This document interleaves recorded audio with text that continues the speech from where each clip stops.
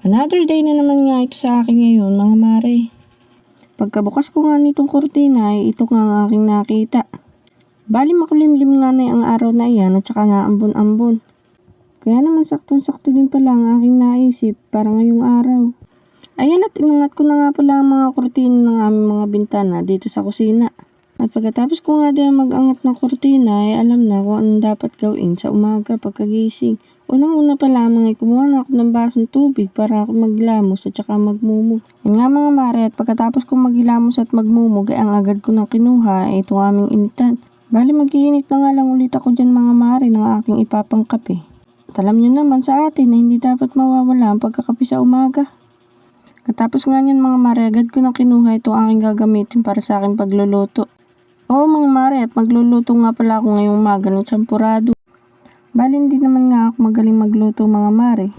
Kaya naman nga ito madali lang ang naisip kong lutuin. Bali pagkalinis nga pala nitong kaserola na aking pagsasalangan, nilagyan ko na nga pala ito ng isang gatang na bigas.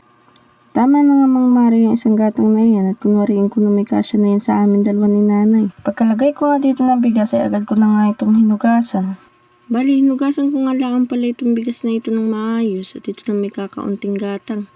Dinaluang hugas ko nga lang yan mga mare at dahil nga si kakaunti, napakabilis lang din hugasan. At ito nga pagre-record ko ay may kasabay nga pala akong electric pan at napakaingay din, nakikisabay pa sa akin. Wala naman kasi akong ibang mapestuhan pagre-record. Kaya naman narinig na nga ang ingay nitong aming electric pan. Kaya naman hayaan nyo na mga mare at mag-focus na lang kayo sa boses ko.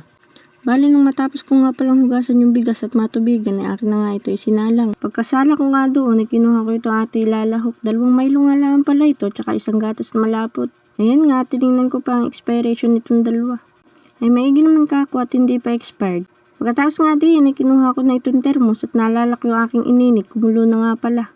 Kaya agad ko na nga ito isinalin mga mare. At ng mga oras na iyan nga mga mare, narinig ko naman na nagising na nga itong dalawa. Pagkatapos ko nga din magsali ng ininit mga mare, binalik ko na nga kagad itong termos sa lamesa at saka itong inita ng tubig. Napansin ko nga pala itong aking niluluto ay umaapaw na. Kaya naman dali-dali ko tinanggal itong takip nitong kaserola at tinalo-halo ko na. Ay kung mapapansin nyo nga mga mare, nakikigulo na kagad sa akin itong 2 bata. Bali tuwan-tuwa pa nga din si Chelsea at nakakita na naman ng camera. As usual na nga mga mare, pagkagising nga din ni Chelsea, kailangan ko na ipagtimpla ng gatas niya. Kaya nga kinuha ko na itong kanya paboritong timplahan ng gatas. Saka hinugasan ko na rin nga pala yung aking tasang pagtitimplahan ng kape. Ay na tinalo-halo ko nga muna ito aking sinalang at baka naman masunog na. Agad na nga akong bumalik na yan sa lamesa upang magtimpla ng gatas. At habang ako nga pala nagtitimpla, tingnan nyo naman si Web, napakalikot. Simula nga na pagkagising na yung 2 magkapatid na yung mga mare, wala nang ginawa kundi mangulit sa akin din sa kusina. Kaya naman habang ako nagluluto ay kung ano-ano pa ang aking ginagawa. Sa sobrang likot nga ng 2 iyan ay kung ano na lang hinahawakan at dinudot-dot. Kaya naman syempre kailangan mo pa rin bantayan at saka tingnan at baka mamaya kung ano na lang kunin o bunutin o isaksak kung saan man. Bali nung matapos na nga pala ako din makapagtimpla ng aking kape at nung matimplahan ko na nga ng gatas itong si Chelsea, agad ko naman sa kanyang pinainom. Nang maibigay ko na nga sa kanya itong gatas niya, binalikan ko naman itong aking nakasalang. Bali kulbong-kulbong na nga ito ng aking makita at saka luto na nga rin itong bigas. Kaya naman agad ko na kinuha itong aking ilalahok na Milo at saka binuksan. Pagkabukas ko nga dyan ng Milo mga mare, nilagay ko na nga ito dahan-dahan dito sa kaserola. Dahan-dahan nga lang pala ang paglalagay nito habang hinahalo ko ng hinahalo. Pinahinahan ko na nga lang kako itong apoy at baka kako umapaw. Bali binuksan at itinaktak ko na nga rin dahan-dahan itong pangalawang Milo. Tsaka ako nga pala hinalo para nga kako matunaw. Tingnan nyo naman at hindi pa nga ako tapos din sa aking ginagawa. Ito naman si Chelsea, hindi makantay. Pilit na nga inaabot sa akin yung kanyang pinagtimplahan ng gatas para ilagay dun sa lababo. Bali, ito na nga pala itsura ng aking niluluto. Hinalo ko na nga lang ng hinalo nung matunaw na nga yung Milo. At nang matunaw na nga yung Milo mga mare, agad ko na nga kinuha itong aking ilalagay ng gatas. Medyo malaki nga itong gatas na nabili ko mga mare at pag nga ito kako inilagay ko dito sa champurado, ay napakatamis na nito. Bali, hinanap ko na nga pala din yung pamukas namin ng dilata kaya nga hindi ko makita. Kaya kumuha na lang ako ng kutsilyo at yun na lamang ang aking ginamit pambukas. Hirap na hirap nga ako pagbubukas diyan ng lata mga mare at hindi naman ako sanay magbukas ng dilata na gamit ay ang kutsilyo. Kaya naman dinadahan-dahan ko lang ang pagbubukas at baka mahiwa yung aking kamay. Finally mga mare, nabuksan ko na nga rin itong dilata ng gatas.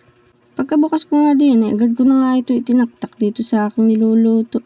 At tingnan nyo naman si Wave kung saan nagsisiksik habang aking nagluluto. Bali, inubos ko na nga lang mga mare at inilahat ko na nga lang itong laman ng gatas dito sa champurado.